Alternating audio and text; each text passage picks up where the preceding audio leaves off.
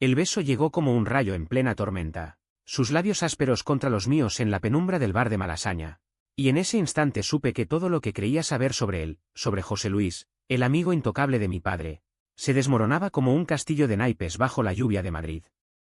Mi corazón latía con la furia de un toro en la plaza de toros, traicionado por el deseo que había reprimido durante días de sonrisas falsas y miradas esquivas, mientras su mano en mi nuca me anclaba a una realidad que no quería aceptar. Él no era el heterosexual casado que fingía ser. Y entonces, en el eco de su susurro ronco, perdóname, Miguel Ángel, pero no puedo mentirte más. El mundo se partió en dos, dejando al descubierto las grietas de una vida construida sobre mentiras que nos devorarían a ambos. Me llamo Miguel Ángel, tengo 23 años y crecí en las calles empedradas de Madrid, donde el sol del mediodía quema la piel como un reproche divino y las noches en Chueca susurran secretos que nadie se atreve a gritar. Mi padre, un taxista curtido por décadas de turnos interminables, siempre había sido un hombre de pocas palabras, pero con una lealtad férrea hacia sus amigos. José Luis era uno de ellos, un ingeniero de 52 años, viudo desde hacía 10, con esa apostura madrileña que mezcla el encanto de un galán de cine de los 70 con la rudeza de quien ha visto demasiadas crisis económicas pasar por España. Lo conocí de niño, en las barbacoas familiares en la casa de campo, donde él me enseñaba a patear un balón con la gracia de un torero esquivando cornadas. Siempre lo vi como un tío postizo, un pilar heterosexual en el mundo caótico de mi familia, donde mi madre había huido a Barcelona con un amante cuando yo tenía 15, dejando un vacío que mi padre llenaba con cervezas y anécdotas de la transición. Aquellas vacaciones surgieron de la nada, un capricho de mi padre en su cumpleaños 60, Miguel, ve con José Luis a la sierra. Él necesita aire fresco después de tanto papeleo, ¿y tú? Tú necesitas dejar de encerrarte en esa librería de lavapiés.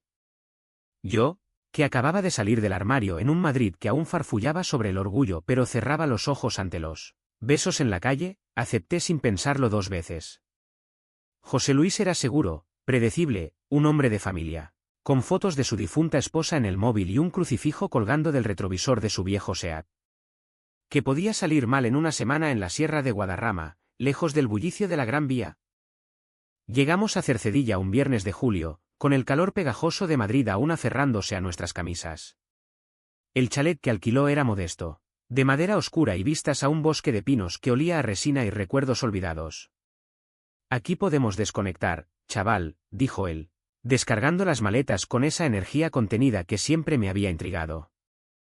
Cenamos en la terraza, gazpacho frío y jamón serrano cortado a cuchillo, hablando de fútbol. El Real Madrid acababa de fichar a un crack que prometía gloria, y de cómo España se tambaleaba con la nueva ola de recortes. Sus ojos, de un verde oliva que recordaba los olivares de Andalucía, se posaban en mí un segundo de más, pero lo atribuí al vino tinto de la Ribera del Duero. Los primeros días fueron un bálsamo. Caminatas por senderos empinados, donde el eco de nuestras risas se perdía entre las rocas, y tardes de lectura en la hamaca, yo con un libro de Almudena Grandes que me hacía cuestionar el amor en tiempos de dictadura, él con el periódico murmurando maldiciones contra los políticos. Pero algo se cocía bajo la superficie, como el guiso de cocido madrileño que hierve lento antes de estallar en sabores intensos.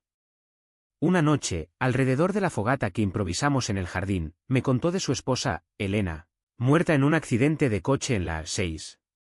Era mi todo, Miguel. 18 años de matrimonio, y de repente. ¿Nada? Su voz se quebró, y por primera vez vi al hombre vulnerable, no al amigo estoico de mi padre.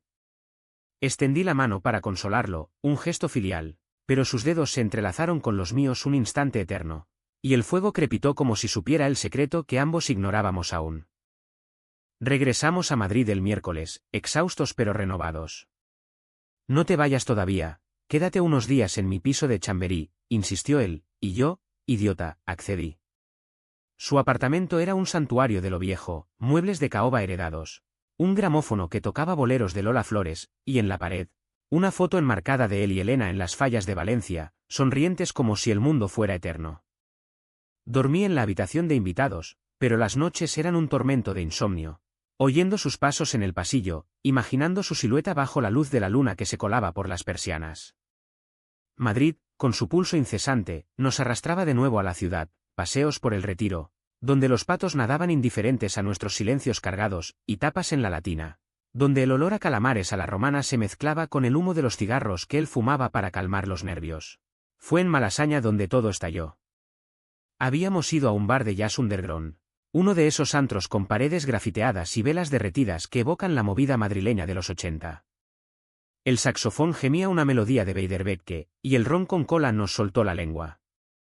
Hablamos de todo y de nada, de cómo yo había besado a mi primer novio en la Fuente de Cibeles, un encuentro torpe que terminó en lágrimas cuando él me dejó por una chica normal, de cómo José Luis había enterrado su juventud en el trabajo para no pensar en la soledad.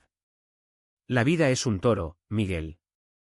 Te cornean cuando menos lo esperas, dijo, y su mirada se clavó en la mía con una intensidad que me erizó la piel. Entonces, en un arrebato que aún no me explico, quizá el alcohol, quizá el calor de la noche madrileña, me incliné y lo besé. Fue breve, desesperado, un roce que sabía a tabaco y a arrepentimiento. Él se apartó al principio, con los ojos muy abiertos, pero luego me atrajo de vuelta, y el beso se profundizó como el Guadalquivir en primavera, arrasando todo a su paso.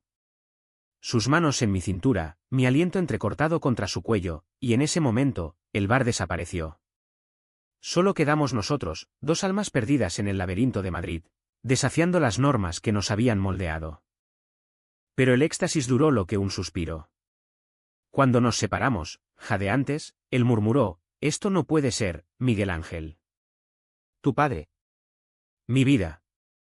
Y en sus palabras, oí el eco de un secreto enterrado, uno que me haría cuestionar todo lo que creía saber sobre el hombre que acababa de entregarse a mí.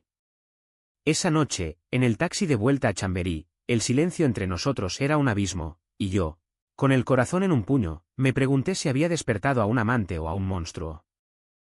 Los días siguientes fueron un torbellino de emociones contenidas. José Luis se volvió distante, excusándose con reuniones de trabajo, pero sus ojos lo traicionaban. Me seguían por el piso como un perro fiel que anhela una caricia.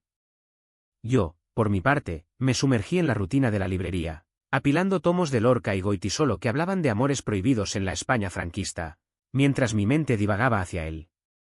Madrid, con su mezcla de devoción y pecado, las procesiones de Semana Santa chocando con las fiestas del orgullo, parecía burlarse de nosotros. Una tarde, en el mercado de San Miguel, lo encontré entre los puestos de queso manchego y vino de Rioja, comprando ingredientes para una paella que prometía ser como las de mi madre en Valencia. «Ven esta noche», dijo, y en su voz había una súplica que no pude ignorar. La cena fue un ritual cargado de simbolismo, el azafrán tiñendo el arroz de oro, las gambas chisporroteando en la paellera como fuegos artificiales. Hablamos de trivialidades, el tráfico en la M30, el nuevo musical en el Teatro Español, pero bajo la mesa, nuestras rodillas se rozaban, enviando chispas que amenazaban con incendiar el aire. Después, en el balcón con vistas a la plaza de Olavide, fumando un cigarro compartido, él se abrió como una granada madura. «Nunca le conté a nadie, Miguel. Ni a tu padre, ni a Elena.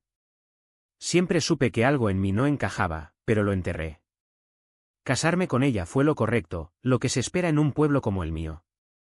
Sus palabras cayeron como gotas de lluvia en el asfalto caliente, y yo lo abracé, sintiendo su cuerpo tenso contra el mío, un muro de músculos forjado en gimnasios y en la negación. Esa noche nos amamos por primera vez, en la cama que él había compartido con su esposa. Fue tierno al principio, exploratorio, como dos ciegos tanteando la oscuridad, luego, feroz, un desahogo de años reprimidos que nos dejó exhaustos y entrelazados bajo las sábanas revueltas. Susurró mi nombre como una oración: «Miguel Ángel, mi ángel caído», y en ese momento, creí que habíamos encontrado un paraíso oculto en el corazón de Madrid. Pero el amanecer trajo la resaca de la realidad, un mensaje en su móvil de un número desconocido: «Te echo de menos, JL, cuando volvemos a vernos», y el mundo se tambaleó de nuevo. El mensaje parpadeaba en la pantalla como una herida abierta, y mientras José Luis dormía a mi lado, con el pecho subiendo y bajando en un ritmo que aún olía a nuestra noche compartida, yo lo leí una y otra vez, sintiendo como el veneno de la duda se filtraba en mis venas como el arsénico en un plato de callos a la madrileña. ¿Quién era esa ella que lo echaba de menos, esa sombra que osaba reclamar al hombre que acababa de entregarse a mí en la intimidad de su cama? Me levanté sigiloso, el suelo de parqué crujiendo bajo mis pies descalzos como un aviso del destino, y salí al balcón, donde el alba teñía de rosa los tejados de Chamberí, indiferente a mi tormenta interna. Madrid despertaba con su habitual indiferencia, el claxon de un autobús en la calle Fuencarral, el aroma a churros fritos elevándose desde una churrería cercana, y en mi mente, un torbellino de preguntas que me ahogaban. Había sido todo una ilusión, un capricho de un hombre en crisis que ahora regresaría a su vida normal. Recordé las historias de mi padre sobre José Luis, el amigo leal que lo había ayudado a pagar mi matrícula en la universidad cuando mi madre nos abandonó, el que organizaba las cenas de los jueves en el Mesón del Cordero, brindando por la España democrática con copas de vermú. ¿Cómo podía ese hombre, con su risa estruendosa y su fe en el Sagrado Corazón, esconder un amante secreto? O peor, ¿era yo solo un experimento, un joven ingenuo para calmar su curiosidad tardía? Cuando él se despertó, lo confronté en la cocina, donde preparaba café solo, fuerte como el que sirven en las barras de la Latina. Explícame esto, dije, mostrándole el móvil con el mensaje iluminado como un cartel de neón en Gran Vía. Su rostro palideció, las arrugas alrededor de sus ojos profundizándose como surcos en un campo seco de la Mancha. Es mi hermana, Miguel. Vive en Sevilla, y a veces me llama así, con iniciales, para bromear sobre los viejos tiempos. Su explicación sonó convincente, envuelta en ese acento castizo que me derretía, pero el nudo en mi estómago no se deshizo.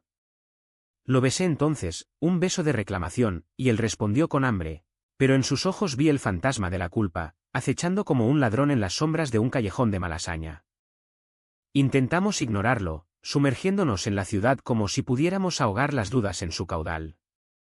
Paseamos por el Palacio Real, donde los guardias con tricornios nos miraron con esa severidad que recuerda a los Borbones, y comimos helados en la heladería de la Plaza Mayor, riendo de tonterías mientras el sol nos abrasaba la nuca. Pero las grietas se ensanchaban. Una noche, en un tablao flamenco de la villa, donde las palmas resonaban como latidos acelerados y una bailaora giraba con faldas rojas como la sangre de un toro herido, José Luis se apartó para contestar una llamada. Lo seguí discretamente, oculto tras una cortina de cuentas, y oí fragmentos. No puedo ahora. Estoy con el hijo de Antonio. Sí, lo sé, pero él no entiende. Mi sangre se lo. Él no entiende. ¿Quién era él? ¿Yo? ¿O alguien más en esta red de mentiras que él tejía con maestría? Regresé a mi asiento, el corazón martilleando como el taconeo de la bailaora, y cuando él volvió, fingí una sonrisa. Esa noche, en la cama, nuestro amor fue diferente, más urgente, como si supiéramos que el tiempo se nos escapaba como arena entre los dedos en la playa de la casa de campo. Sus caricias eran mapas de un territorio prohibido, trazando senderos en mi piel que me hacían gemir su nombre. José Luis, no me dejes caer, y él respondía con promesas susurradas en la oscuridad. Nunca, mi amor. Esto es real. Pero al amanecer, encontré en su cajón una carta arrugada, dirigida a un tal Carlos, con frases que me cortaron el aliento. Te extraño en las noches solitarias de Madrid. Elena se ha ido, pero tú. Tú eres mi pecado eterno. El mundo se derrumbó. Carlos. Un nombre que evocaba fantasmas de la España de los 70, cuando los gays se reunían en baños turcos clandestinos para no ser devorados por la policía moral. José Luis no era solo un viudo reprimido, era un hombre con un pasado, un amante oculto que había enterrado bajo capas de heteronormatividad para encajar en la sociedad que lo había moldeado. Corrí al baño, vomitando el desayuno de tostadas con tomate, y cuando salí, él estaba allí, con los ojos rojos y las manos temblorosas. Déjame explicarte, suplicó, pero yo lo empujé, gritando, ¿cuántos más, José? ¿Cuántas vidas has destruido con tus secretos? La discusión escaló como una tormenta en la sierra, palabras afiladas como navajas de Albacete volando entre nosotros, traición, hipocresía, el peso de una masculinidad tóxica que España aún arrastraba como una herencia del franquismo. Huyó al trabajo, o eso dijo, y yo me quedé en el piso, merodeando como un gato callejero en las Ramblas, ¿no? En las calles de Madrid, que no perdonan la debilidad. Llamé a mi padre, pero colgué antes de que contestara. ¿Cómo explicarle que su amigo, su hermano de armas, era el centro de mi caos emocional? En cambio, salí a caminar, perdiéndome en el barrio de las Letras, donde las estatuas de Lope de Vega parecían juzgarme con sus miradas de bronce. En una librería de segunda mano en la calle Huertas, compré un poemario de Federico García Lorca, poeta en Nueva York, y leí versos sobre el amor homosexual en una ciudad hostil, sintiendo como las lágrimas se mezclaban con el polvo de los libros antiguos. Regresé al piso al anochecer, exhausto. Y lo encontré esperándome con una botella de Ribera del Duero y una confesión preparada como un guión de Almodóvar. Carlos fue mi primer amor, Miguel. En los 80, cuando ser gay era un delito disfrazado de escándalo público. Nos separamos porque él emigró a Alemania, y yo. Yo me casé con Elena para silenciar la voz interior. Pero contigo, es diferente. Eres luz, no sombra. Sus palabras me ablandaron, y nos abrazamos en el sofá, llorando como niños en la feria de San Isidro. Hicimos el amor de nuevo, esta vez con la ternura de quien ha sobrevivido a una riada, y juramos honestidad. Nada de secretos, solo nosotros contra el mundo. Pero Madrid, esa amante celosa, no nos dejaría en paz. 2 días después, mientras paseábamos por el Parque del Oeste, mi teléfono vibró con un mensaje de un número desconocido. Una foto de José Luis besando a un hombre en un bar de Chueca, fechada la semana pasada. El pánico me invadió como el metro en hora punta. ¿Quién es este?, le grité, mostrándosela bajo el sol implacable. Él la miró, pálido, y murmuró, Es un error. Un viejo amigo que me encontró. Pero sus ojos mentían, y en ese instante, la traición se clavó en mí como una estocada en la plaza de toros. La pelea fue épica, un duelo de palabras en medio del parque, con Jaggers deteniéndose a mirar y niños jugando indiferentes a nuestro drama. Eres un cobarde, José Luis. Un maricón de armario que me usa para sentirse vivo mientras engañas a todos. Él contraatacó, y tú eres un crío ingenuo que idealiza lo que no entiende. La vida no es un cuento de hadas, Miguel Ángel. Nos separamos esa noche, yo en mi piso de Lavapiés, él en su fortaleza de Chamberí, y el silencio entre nosotros era un muro más alto que la puerta de Alcalá. Días de agonía siguieron.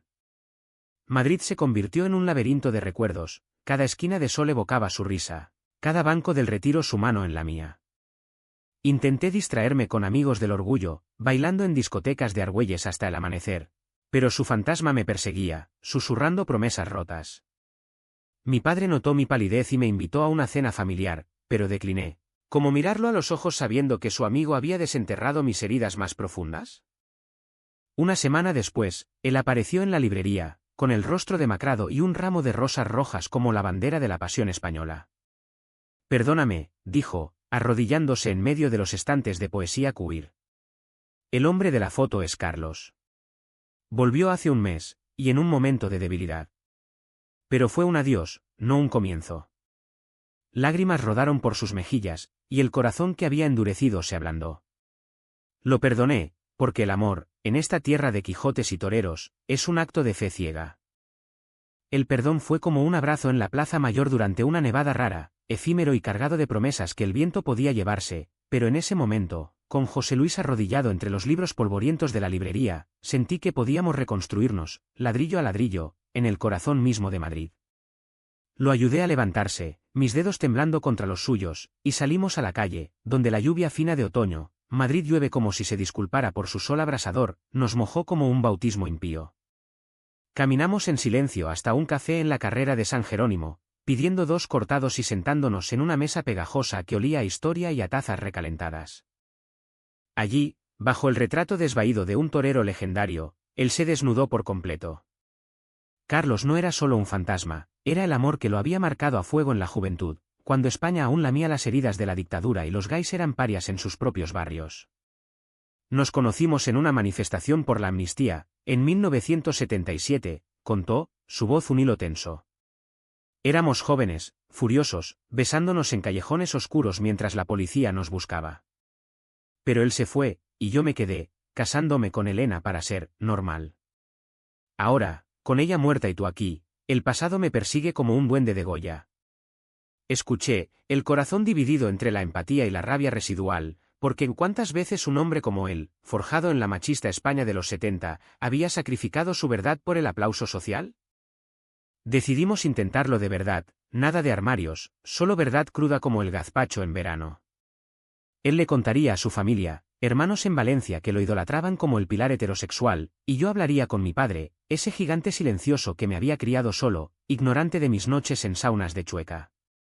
Pero Madrid, con su ironía almodovariana, nos tendió la primera trampa. Esa misma noche, en su piso, mientras cocinábamos un arroz negro que teñía la cocina de tinta de calamar, sonó el timbre. Era Carlos, en carne y hueso, un hombre de 50, con cabello plateado y una sonrisa que destilaba confianza andaluza, cargando una botella de manzanilla como ofrenda de paz. El aire se espesó como el humo de un puro en un velatorio. José Luis palideció, yo me congelé con el cucharón en la mano, y Carlos, ajeno al principio, entró con un sorpresa, viejo amigo. He venido a verte antes de volver a Sevilla. La cena se convirtió en un campo minado, anécdotas de juventud que excluían mi existencia, risas que dolían como sal en una llaga, y bajo la mesa, la rodilla de Carlos rozando la de José Luis en un gesto demasiado familiar. Me excusé temprano, alegando un dolor de cabeza, y salí a la noche madrileña, donde las luces de neón en Alonso Martínez parpadeaban como burlas. Caminé sin rumbo, el Manzanares murmurando secretos a mi lado, hasta llegar al templo de Devot, ese pedazo de Egipto traído a España como trofeo colonial. Me senté en las escaleras, mirando las estrellas que Madrid rara vez deja ver, y lloré por el idiota que era, enamorado de un hombre cuyo corazón aún latía por otro. Horas después, José Luis me encontró allí, empapado por una llovizna traicionera. Se ha ido para siempre, juró, abrazándome con fuerza. Carlos entiende que ahora eres tú. Nos besamos bajo la luna egipcia, un beso salado de lágrimas y lluvia, y regresamos al piso, donde el arroz negro frío esperó mientras nosotros nos devorábamos mutuamente, reclamando territorio en sábanas que olían a traición pasada. Pero la verdadera tormenta estalló una semana después, en la cena de los jueves con mi padre. José Luis insistió en ir, para que todo sea oficial, dijo, y yo, con el estómago revuelto como un cocido mal digerido, accedí. El mesón del Cordero estaba abarrotado, con el olor a asados y el bullicio de madrileños debatiendo sobre el Barca Real. Mi padre, con su bigote canoso y su chaqueta de pana, nos recibió con abrazos y una jarra de sangría. Hijo, qué bien se te ve. Y tú, José, siempre puntual como un reloj suizo. La charla fluyó, política, el desempleo que azotaba España, el nuevo papa que prometía reformas. Pero entonces, en un momento de silencio, José Luis tomó mi mano sobre la mesa, entrelazando nuestros dedos en un gesto que gritaba lo innombrable. Mi padre lo vio todo. Sus ojos se abrieron como platos, la jarra tembló en su mano, y el color abandonó su rostro curtido. ¿Qué coño es esto?, gruñó, su voz un trueno en la taberna. José Luis balbuceó, Antonio, es. Miguel y yo. Nos queremos. El silencio que siguió fue ensordecedor, roto solo por el tintineo de cubiertos lejanos. Mi padre se levantó, derribando la silla, y me miró como si viera a un extraño. Eres mi hijo, no un maricón como esos de la tele. Y tú, cabrón, amigo mío, ¿cómo has podido? Salió furioso, dejando la cuenta sobre la mesa como un veredicto final. Esa noche, en el piso de José Luis, nos refugiamos en los brazos del otro, pero el daño estaba hecho. Mi padre no contestaba llamadas, y los mensajes suyos eran dardos, no vuelvas hasta que te cures de esa porquería. La traición dolía doble, no solo la de José Luis con su pasado, sino la de mi sangre, ese lazo que España venera como sagrado pero rompe con facilidad ante lo anormal. Discutimos por primera vez de verdad, valió la pena, le grité. Sí, respondió él, porque el amor verdadero duele como un parto, pero nace algo hermoso. Intentamos sanar. Días de terapia improvisada en cafés de la plaza de Callao, donde él me contaba de su infancia en un pueblo de Castilla, acosado por curas que predicaban contra él pecado nefando, y yo le confesaba mis miedos a la soledad, heredados de la huida de mi madre. Hicimos planes, un viaje a Barcelona, ciudad de Gaudí y libertades, para escapar del juicio madrileño. Pero el destino, ese guionista cruel, intervino de nuevo. Una mañana, mientras José Luis estaba en una reunión, recibí una llamada de un número valenciano. Era su hermano mayor, con voz de inquisidor, sé lo tuyo con mi hermano. Si no lo dejas, le cuento a toda la familia el secreto que guarda desde los 80. Incluyendo a tu padre. El ultimátum me paralizó. ¿Un secreto mayor? ¿Que podía ser peor que un amor gay en la España católica? Confronté a José Luis esa noche, en el puente de Toledo, donde el río reflejaba las luces como promesas rotas. Dime la verdad, toda, exigí, el viento azotando mi chaqueta como latigazos. Él se derrumbó, hace 20 años, en un viaje de negocios a Barcelona, emborraché a un compañero y abusé de él. Lo enterré, pagué silencio, pero Carlos lo sabe. Si sale, me hunden.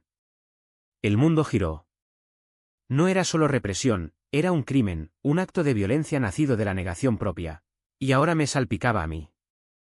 La náusea me invadió, y lo empujé contra la barandilla. Eres un monstruo. Me has hecho cómplice de tu podredumbre. Huí corriendo, las lágrimas cegándome en las calles empedradas, mientras Madrid rugía indiferente. Me refugié en mi piso de lavapiés, atrincherado entre libros que hablaban de redención pero no la sentían. José Luis llamó 100 veces, pero ignoré cada timbre, el corazón hecho trizas como un traje de luces rasgado en la arena. Los días se convirtieron en un purgatorio personal.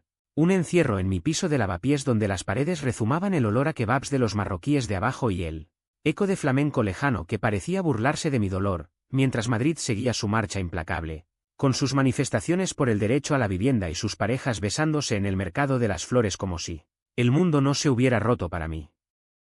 No contestaba a José Luis, bloqueé su número como quien cierra una puerta contra un vendaval, y en su lugar, me sumergí en el trabajo de la librería, recomendando novelas de redención queer a clientes que no sabían que mi propia historia se desangraba en silencio. Mi padre, ese faro apagado, envió un mensaje escueto: ven a casa. Hablemos como hombres, pero el orgullo, ese vicio español tan arraigado como el toreo, me mantuvo alejado, temiendo que sus palabras fueran cuchillos disfrazados de preocupación. José Luis, sin embargo, no se rindió. Apareció en la librería una tarde de lluvia torrencial, empapado como un náufrago en el Manzanares, con ojos hundidos que reflejaban noches en vela. No puedo vivir sin ti, Miguel Ángel, suplicó ante los estantes de poesía, ignorando las miradas curiosas de una lesbiana lectora de Gil de Viedma. Lo arrastré a la trastienda, un cuartucho atestado de cajas de libros mohosos, y allí, entre el polvo y las sombras, lo enfrenté. ¿Cómo pudiste ocultarme eso? Un abuso. Eres peor que los curas que te condenaron. Lágrimas surcaron su rostro arrugado, y se arrodilló de nuevo, esta vez no con rosas sino con la crudeza de un alma expuesta. Fue un error nacido del odio a mí mismo.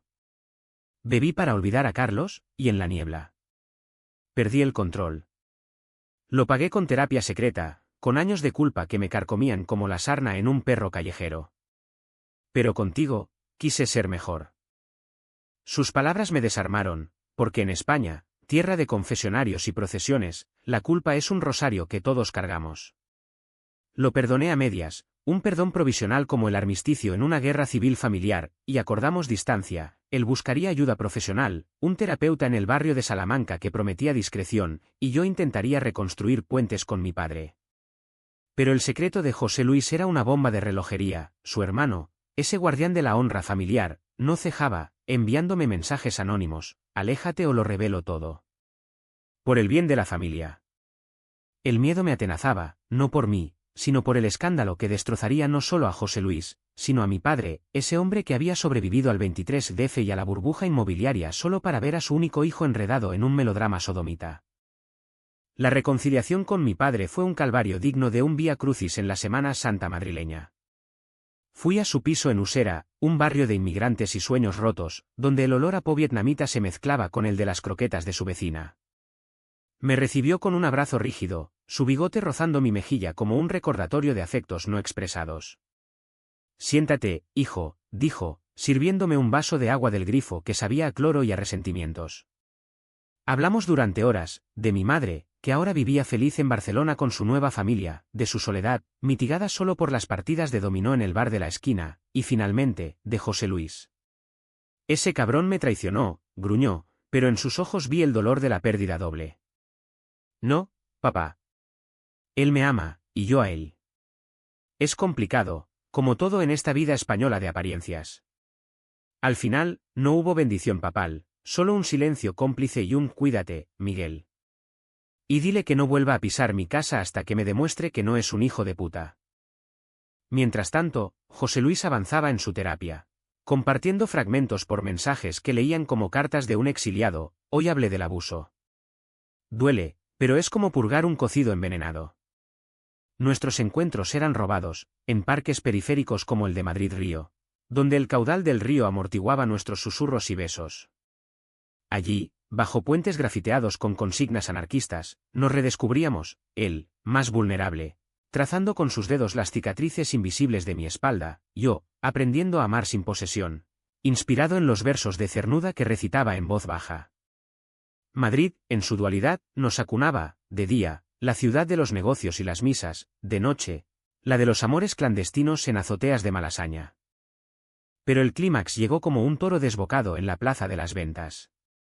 Una noche de diciembre, con el frío cortante anunciando la Nochebuena, recibí una llamada de José Luis: ven al piso. Ahora. Es urgente. Corrí por las calles nevadas, Madrid nieva como un milagro profano, el aliento formando nubes blancas, y al llegar, lo encontré pálido, con una carta en la mano. Era de su hermano, no una amenaza, sino una confesión. He hablado con Carlos. Sé todo, el abuso, tus dobles vidas. Pero en lugar de destruirte, te libero. Ve con tu joven, hermano. La familia no es sangre, es perdón. José Luis sollozó, y yo lo abracé, sintiendo como el peso de los secretos se disipaba como humo en la chimenea de un cortijo andaluz. Esa noche, celebramos con una botella de cava de Requena y un amor renovado, feroz y tierno, en la cama que ahora era solo nuestra. Pero la euforia duró lo que un fuego artificial en las fiestas de San Isidro. Al amanecer, un golpe en la puerta, mi padre, con el rostro demacrado y una botella de anís en la mano. Me lo contó José por teléfono. Todo. El pasado, el presente. Entró, tambaleante, y nos miró como si fuéramos dos extraños en su mundo. Antonio, perdóname, balbuceó José Luis.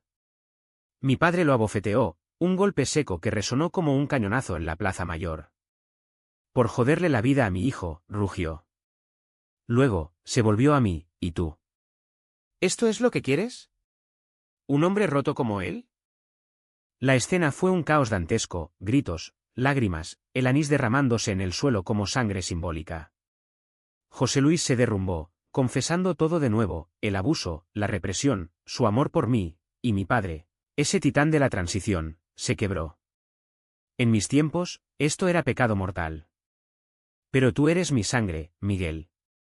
Nos abrazó a ambos, un abrazo torpe y oloroso a tabaco, y en ese momento, el perdón familiar se tejió como un mantón de Manila, frágil pero hermoso. Sin embargo, la traición final acechaba. Días después, en la víspera de Navidad, Carlos apareció de nuevo, no como amigo, sino como vengador.